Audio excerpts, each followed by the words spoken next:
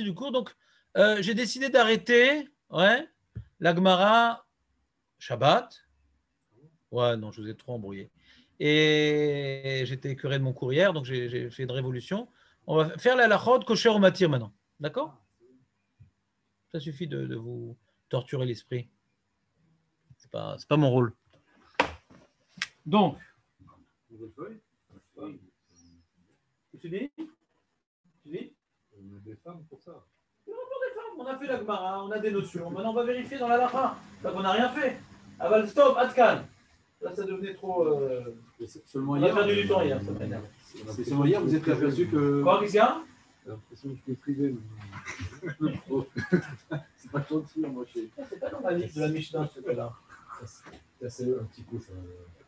Non, c'est la question qu'on peut se poser, Ramoshe, c'est est-ce que c'est seulement le cours d'hier que vous êtes aperçu que vous triturez les petits ou à d'autres moments de nos non, il y a certains talmidim. De nos rencontres. Il y a certains talmidim que, quoi qu'il advienne, je sens que j'en fais sur l'esprit, quel que soit le sujet, même les blagues, c'est dur. Ouais.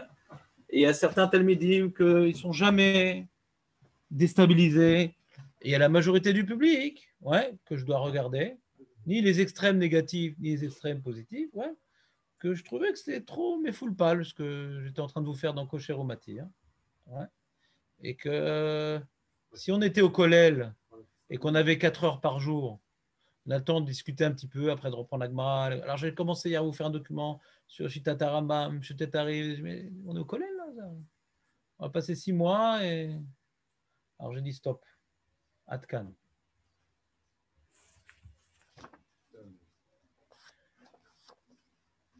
Donc c'est le Maaseh Shabbat. Donc Halacha les Maaseh, on n'est pas possède comme lui. Il est très bien écrit, très bien expliqué. Il a des coulottes pires que son grand-père, le Rav Yosef. Il exagère beaucoup au niveau du psak. C'est pas un Dayan. C'est un Avrer Talmid Racham qui a une grande facilité d'écriture et d'explication. Donc on va prendre ça comme base pour structurer la halachot, et je vous rapporterai le Rav Moshe Levi, le Rav Ophir Malka, le Rav Mazouz si c'est nécessaire, le Rav un certain nombre de poskim, le Rav Litzion, le Rav Odiasef. Donc j'ai pris ça, et pour les Ashkazim quand il y a des différences, comme base extrême, il va jusqu'au bout d'un truc, et donc il faut que vous fassiez l'effort de noter. Si vous ne notez pas les conclusions du cours, ce n'est pas en sortant la feuille que ça vous aidera. Il y a des choses qui seront baralpées, qui ne sont pas tout écrites. On ne pourra pas tout retrouver dans la feuille. Donc, c'est un sujet qui n'est pas très simple au niveau de la halakha, mais si on vient maintenant faire un effort suffisant, ce n'est pas très compliqué. D'accord? Il y a des sujets plus compliqués dans Shabbat.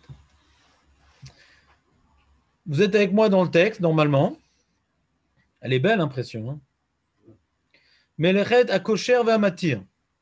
Donc, moi, ce que je vous propose, pour ne pas perdre de temps, c'est que globalement, vous allez suivre dans le texte, si vous voulez bien, et je vous traduis en français directement. Comme ça, on ne perd pas le temps, et en ivrite et en français. Donc, essayez d'avoir... Il faut que je refasse un partage d'écran, les pauvres. Alors, nous avons un nouveau partage. Il est où? Hot Shabbat, c'est pas ça. Il est où?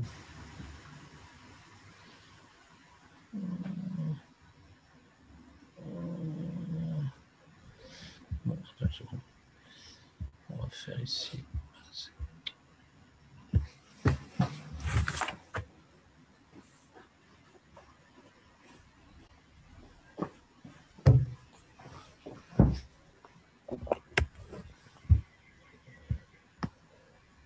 Voilà.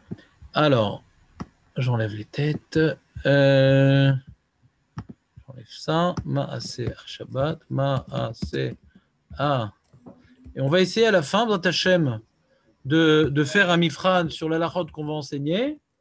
Si maintenant je vois globalement ça ne marche pas, le mifran qu'on va faire, dans Hachem, puisqu'on va passer le temps, j'aimerais que tout le monde ait 100 sur 100. Parce que la halachot Shabbat, il n'y a pas j'ai 50 ou 60, 70. Je te connais de la halachot, elle va la saute.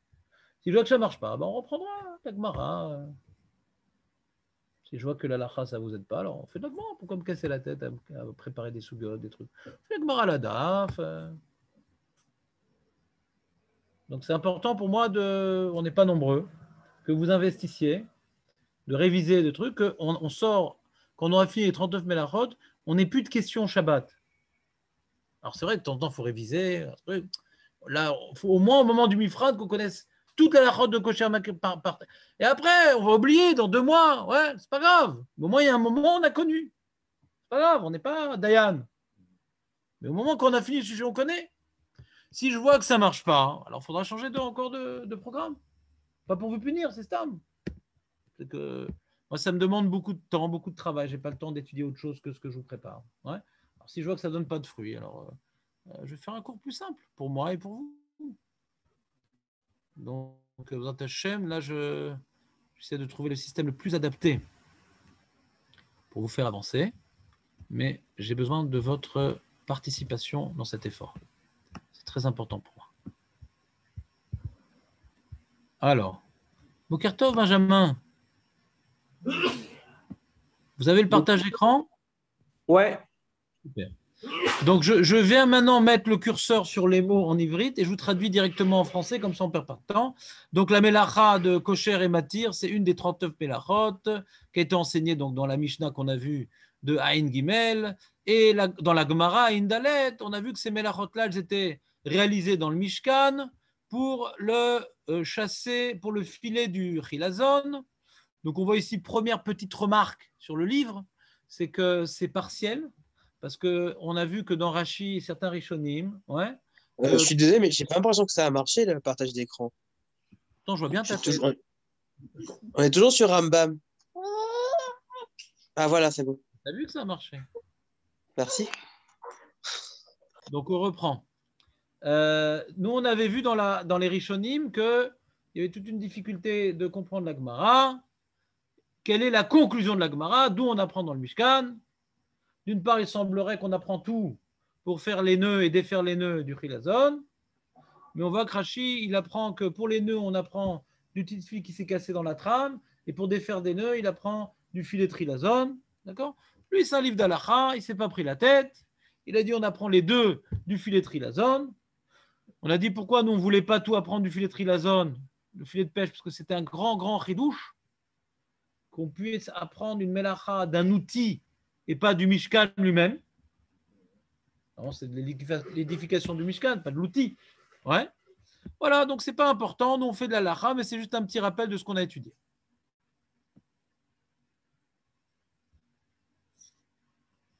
Voilà.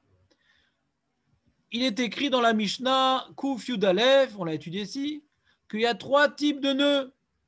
Il y a un nœud qui est assourd de la Torah, un nœud qui est assourd des Rabbanan, et un nœud qui est moutard de fermer et d'ouvrir les Ratrila. Et alors, il explique dans la note que tout ce qui est assourd de faire de Raïta, il sera assourd de défaire de Raïta. Si j'ai fait un nœud de filet de Chilazon, et puis Tom change d'avis, ah non, il est trop grand ce filet, etc. Quand je défais le nœud, j'ai fait un Issour Torah. Parce que le nœud que j'ai fait, il était de Raïta.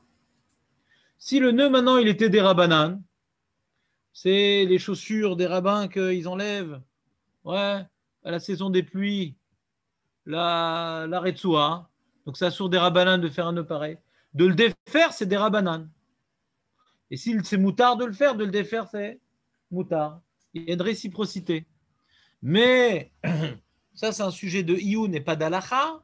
On avait dit, est-ce que pour arriver à un Issour d'Oraïta, de Matir, il faut que ce soit Matir al-Menat Likshor. C'est par rapport à Issour Torah. Mais par rapport à Issour des Rabbanan, même si ça m'attire chez l'Olam Shor, même si j'ouvre le nœud sans avoir l'intention de refaire un autre, c'est Issour des Rabbanan. Donc tout ce pile-poule-là pour la lacha, ça ne nous intéresse pas. De toute façon, c'est Issour. Qu'il soit Matir al Shor ou Matir chez l'Olam Shor, c'est-à-dire que je vais défaire un nœud. Je vais défaire un nœud. Sans avoir l'intention, je vais défaire le nœud du pêcheur. Sans avoir l'intention de refaire avec ce filet-là un autre nœud. D'accord? Alors, ça fait que dans ton sens, est-ce que c'est Doraïta ou des Rabbanan ce matière-là? Mais dans les deux cas, c'est assourd. c'est vrai qu'il peut y avoir des nafkaminot, si je veux faire ça, les dégoy, les tzuar mitzvah, etc. Je n'ai pas dit qu'il n'y a pas de nafkaminot. D'accord? Mais comme c'est une marloquette rishonim, est-ce qu'on a besoin de matir al shor ou l'eau? On est marmir. Que même quand on a un matir chez l'eau al shor, c'est assour. D'accord? C'est clair ou pas? Même que je suis matir sans avoir l'intention de faire un nœud pour faire un nœud par la suite, c'est quand même assour. Est-ce que c'est assour de raïta, des rabanan, marloquette? C'est clair ou pas? David? On continue. Alors là, il va rapporter la marloquette entre Rashi Roche, Rambam Rif.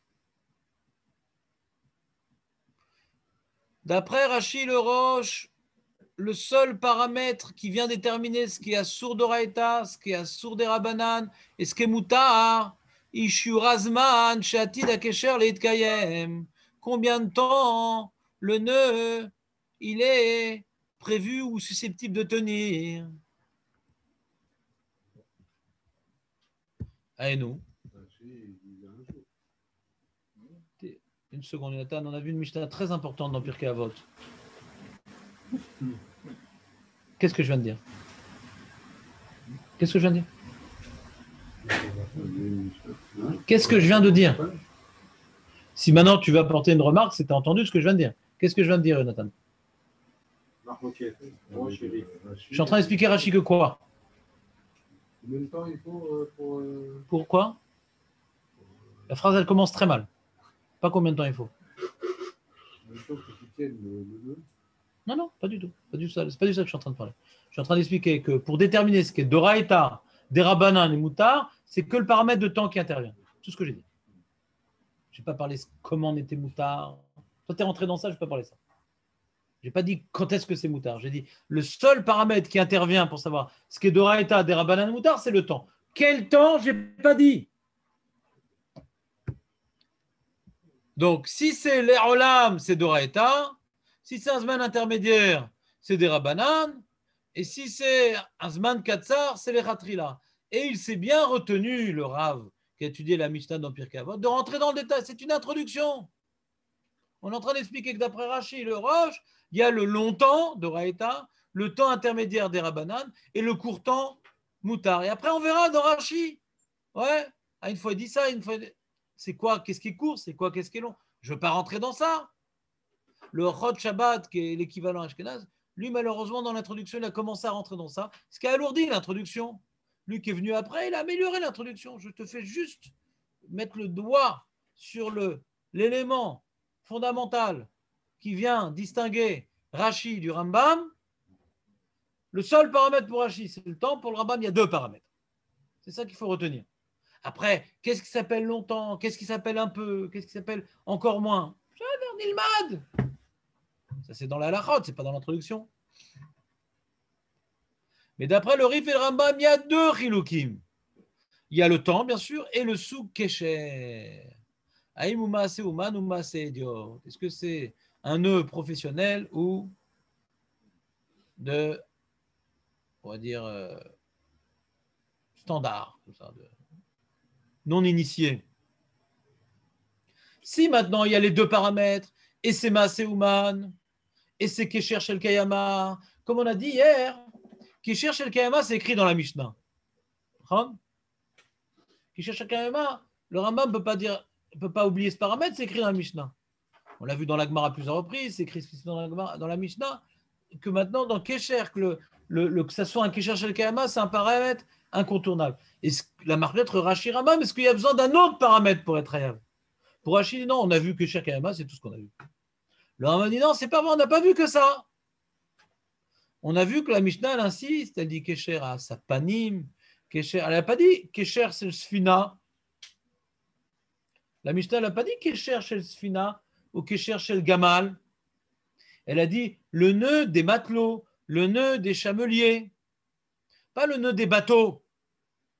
Donc on a l'impression que celui qui fait le nœud, ça joue.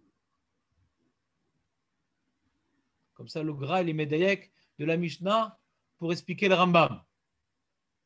C'est clair ce que je viens de dire, David, ou pas? Pas trop. Marco? Non, t'es pas avec moi? T'as lâché? T'as lâché. Un peu vite, un peu vite. Ça va un peu vite. Bah oui, Non, c'est non, clair. c'est clair, c'est clair. C'est clair, Benjamin. Ah, t'as vu ça? Vas-y, répète, Benjamin, il a dit David. Azmi Shalom. On dit qu'on a vu deux types de nœuds, des chameliers et un des matelots. Machma de là qu'il faut que le nœud il soit professionnel par rapport au nœud pour que Magnifique. ça ait une importance chez le Kayama, quoi. Le Gaon de Vilna, il veut être médaillé de la Mishnah. Pourquoi la Mishnah, elle écrit chamelier et pas chameau? Non, puis un nez de chameau. Pourquoi on dit chamelier? Pourquoi on dit sapanim et gamalim? On dit Kesher chez le Sfina. Alors le Gra, il disait à Mekor chez la Rambam. C'est que derrière, c'est une Zvara. Mais d'où Chazal, ils ont dévoilé leur Zvara? C'est la question. D'où Chazal, ils ont fait un petit clin d'œil pour qu'on arrive à cette Zvara-là. Maintenant, on ne sait toujours pas c'est quoi un Kesher. Chez le Ouman, c'est quoi chez le Ouman? C'est quoi? Et pour l'instant, Baruch Hashem, on est dans l'introduction. Et ce Rav qui fait preuve de pertinence dans le Sidur Advarim, il ne veut pas griller les étapes. Quand on va rentrer dans la Lachot, on va devoir définir c'est combien de temps chez le Kayama et c'est quoi précisément chez l'Ouman. Mais pour l'instant, on doit savoir quelle marloquette fondamentale. Est-ce qu'il y a un paramètre ou deux? Pour le Rambam, il y a deux paramètres. Qui c'est qui est plus Mekel, le Rambam ou Rashi? C'est le Rambam qui est plus Mekel. Voilà. Tu es d'accord, Jérémy, ou pas? Parce que Jérémy, il a vu la Mishnah dans Pirkei Avot, il dit Eno ma ville la Hashiv. Il réfléchit. Je n'ai pas dit que toi, tu ne réfléchis pas. C'est shalom. Non, je n'ai pas dit. C'est pas... Voilà. Alors, Jérémy, il donne la réponse en général classique. Ouais. Il y a une khumra d'un côté et une khumra de l'autre. Alors, écrit-on. Non, pas David, choisis tes jingles au bon moment. Alors, Jérémy, maintenant, il va étayer ses propos. Il va justifier son affirmation violente. Et il va dire, dans quel cas pour Rashi, il y a une khumra, dans quel cas pour le Rambam, il y a une khumra. Pour le Rambam, comme il faut deux paramètres pour être Chayav de Horaïta, c'est plus dur d'être Chayav de Horaïta. Et pour Rashi, c'est plus facile d'être Chayav de Rabbanan. Il suffit qu'il y ait un des deux paramètres qui soit validé pour rentrer dans l'Issur Rabbanan.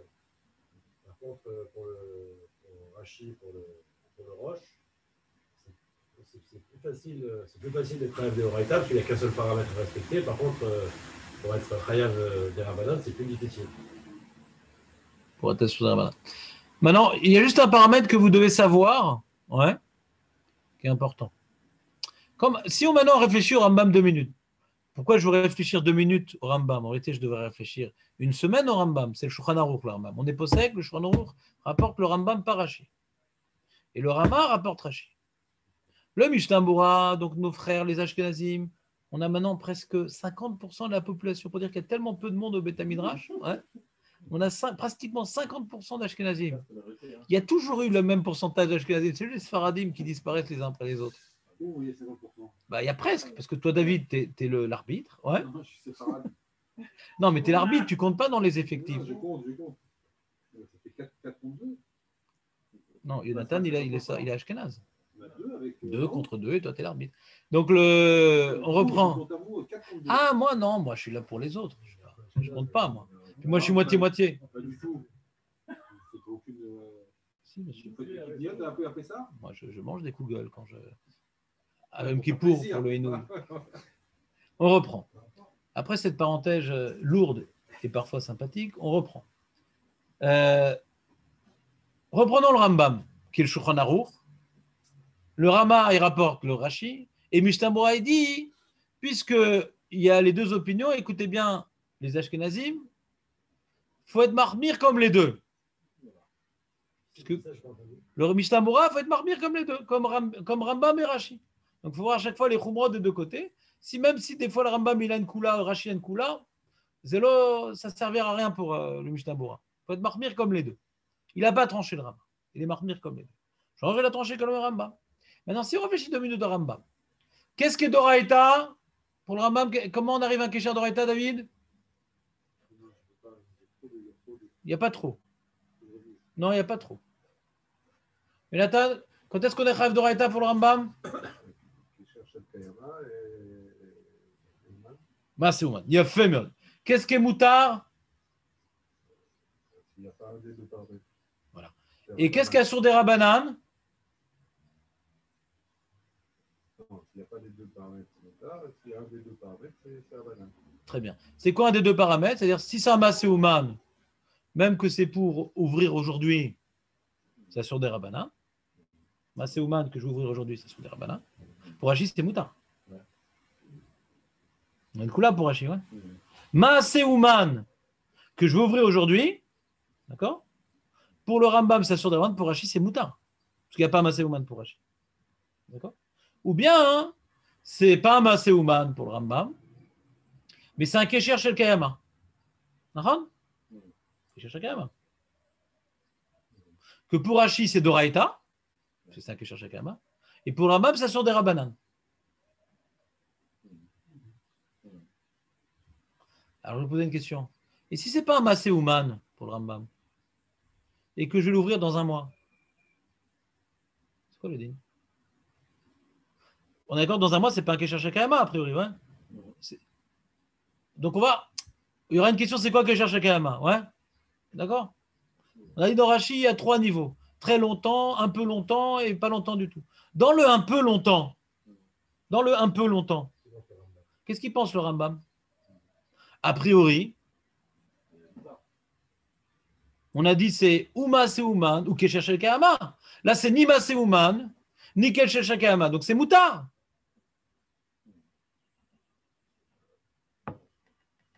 Donc, on a une deuxième coula du Rambam.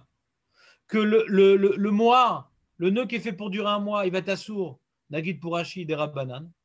Et pour le Rambam, il va être Moutar, parce que ce n'est pas un Kesher Shel Kayama. Parce que ce n'est pas un Maaseh Ouman.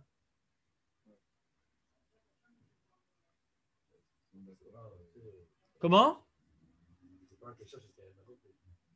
Pour qui? D'accord, donc si c'est ni Kesher, c'est Moutar. Et pour Rashi, c'est un Kesher Ksat Shel Kayama, donc c'est assour. Donc, le Rambam, il est Mekel. Dans le cas où on a quelque chose qui n'est pas Maaseh Ouman, on ne va pas parler d'Oraita, on va parler dans la halachot les Maaseh, ouais. Oublions les d'Oraita, ouais. Qu'est-ce qui est Moutar, qu'est-ce qui est assour? Ce qui m'intéresse maintenant, c'est la halachot les Maaseh, d'accord? Pour simplifier, ouais. Qu'est-ce que l'un dira que c'est Moutar et l'autre c'est assour? Quand maintenant c'est un Maaseh Ouman, c'est pas un Maaseh Ouman. C'est pas un Maaseh Ouman, pardon. Quand c'est un Maaseh Ouman qu'on a l'habitude d'ouvrir tous les jours, pour Rashi, c'est Moutar, pour le Rambam, c'est assour. Donc on a une coula de Rashi. Quoi?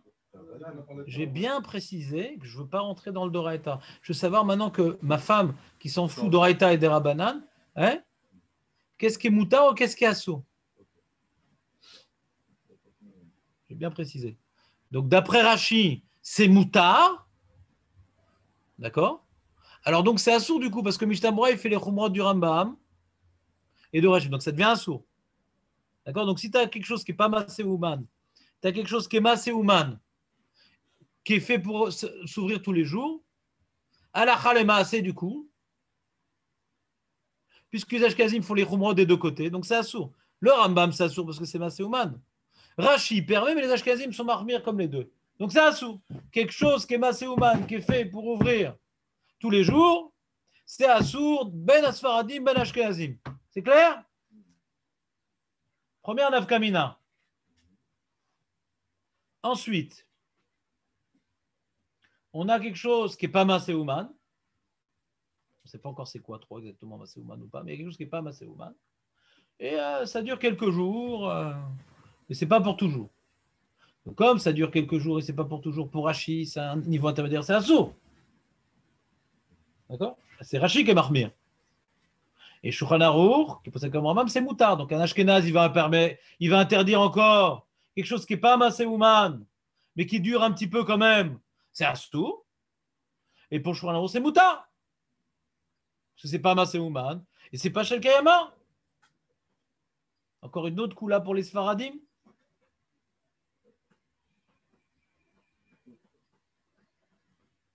C'est clair? Donc maintenant, il nous reste à déterminer c'est quoi un peu longtemps, très longtemps, et c'est comme un séouman. Je vous ai fait le tableau un peu des halachot qui vont nous concerner.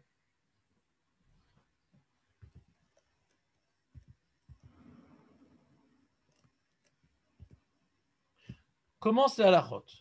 A kosher, kesher, shel kayama, veuma séouman.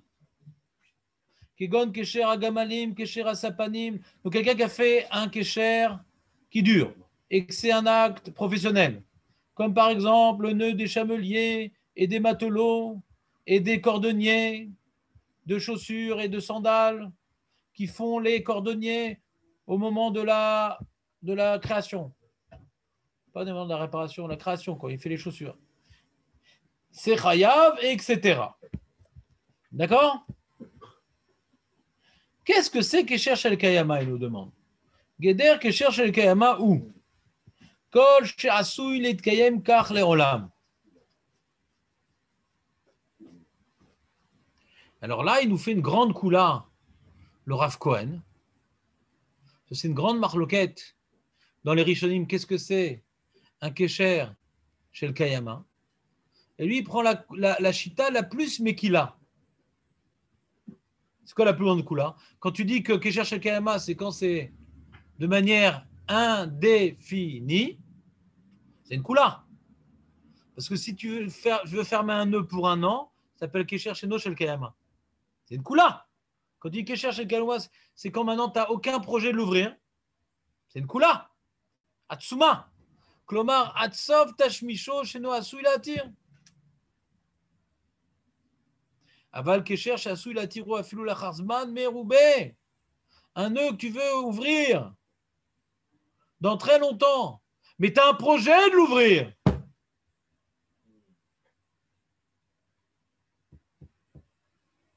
Je vais donner un exemple. Tu as maintenant rangé des affaires à Soukot, dans des sacs, et tu veux faire un nœud pour fermer le truc. Dans un an, tu vas ouvrir. Hein. Est-ce que ça s'appelle un Kesher Shel Kayama? Parce que ça va durer un an. C'est pas que ça. Il n'y a aucune raison que j'ouvre avant un an et je ne veux pas l'ouvrir avant un an. D'après ce qu'il est en train de nous dire, ça s'appelle un Kesher Sheno Shel Kayama. Et si ce n'est pas un Maséouman, je peux faire ce nœud-là Shabbat. T'entends ou pas? Un truc de ouf. C'est bon, Jérémy, ou pas?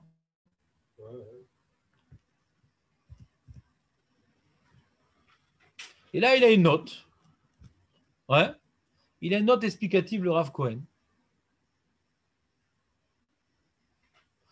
Il doit justifier sa coula. Il a dit une coula Atsuma. Il dit Kesher Shel Kayama, c'est quelque chose qu'on ne va jamais ouvrir. Si tu as un projet d'ouvrir dans 2 ans, ouais, ça ne s'appelle plus Kesher Shel Kayama.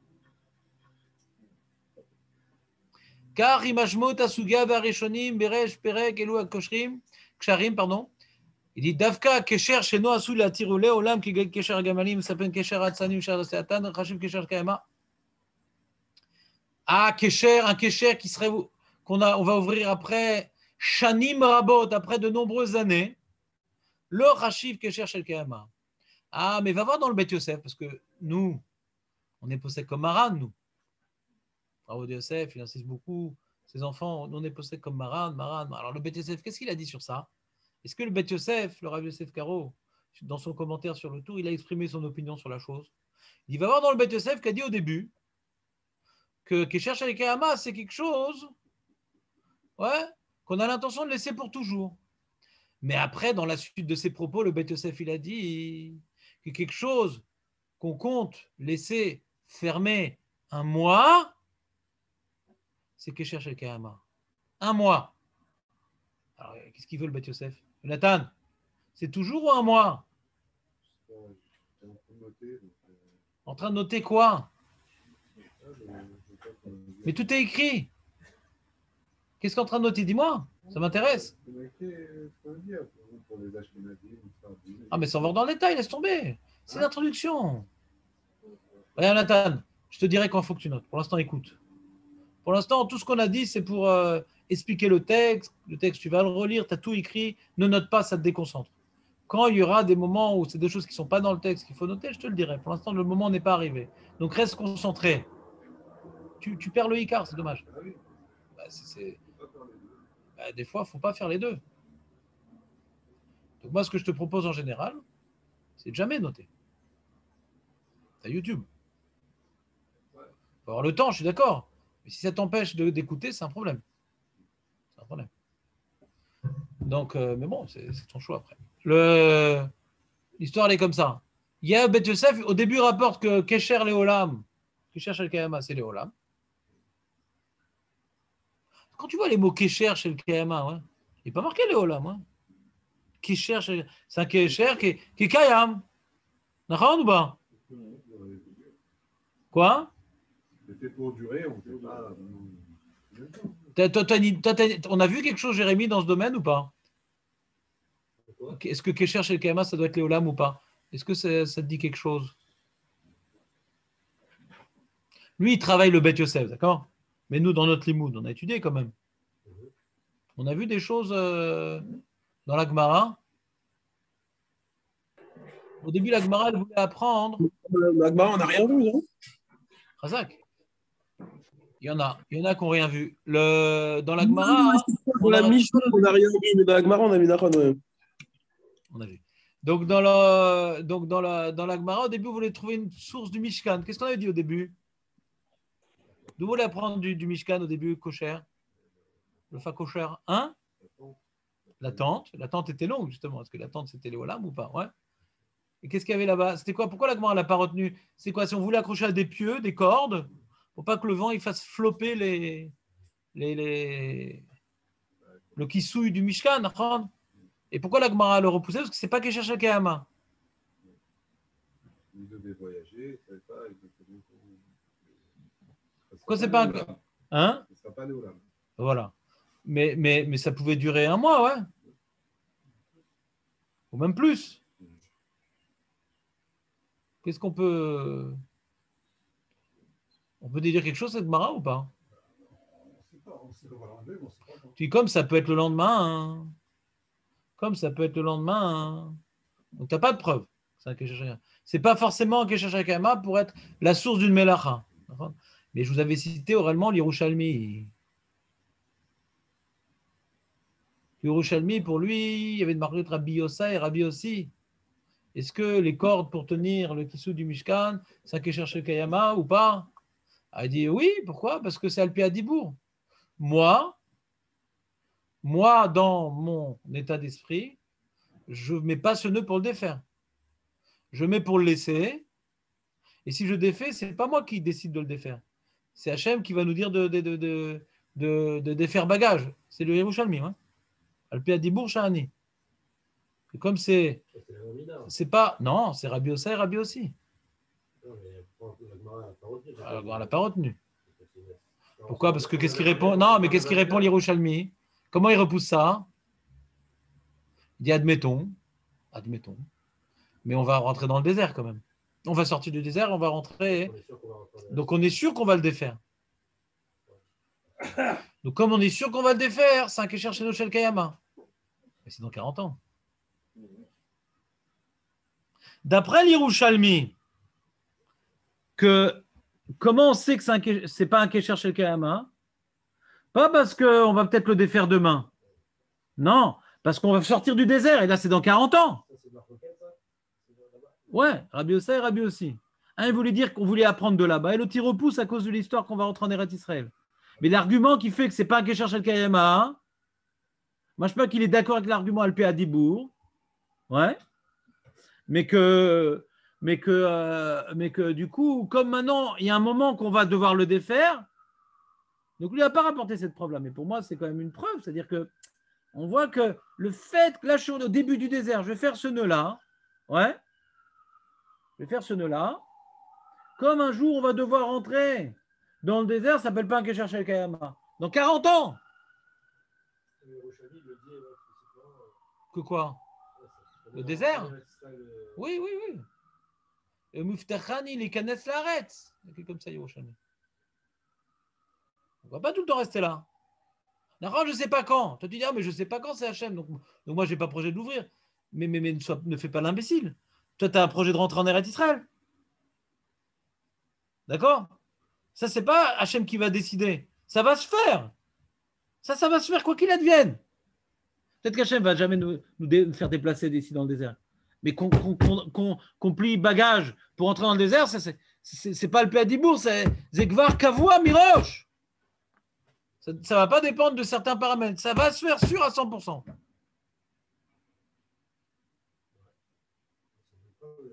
Quoi? Voilà, lui, il ne la rapporte pas. Mais comme c'est une koula, hein, j'essaie quand même de trouver une preuve dans Chaza de cette koula-là. Ouais. On va voir après c'est quoi la lacha. Donc en tout cas, lui, ce qu'il rapporte pour l'instant, mais là il est 10 heures, donc on va rester sur ça. Demain, on reprendra c'est quoi que cherche le Kayama d'après les poskim et Allah Khalé Marasé. Celui qui peut rester jusqu'à 11h25, Tavo à la bracha. Celui qui ne peut pas, Tavo à la bracha.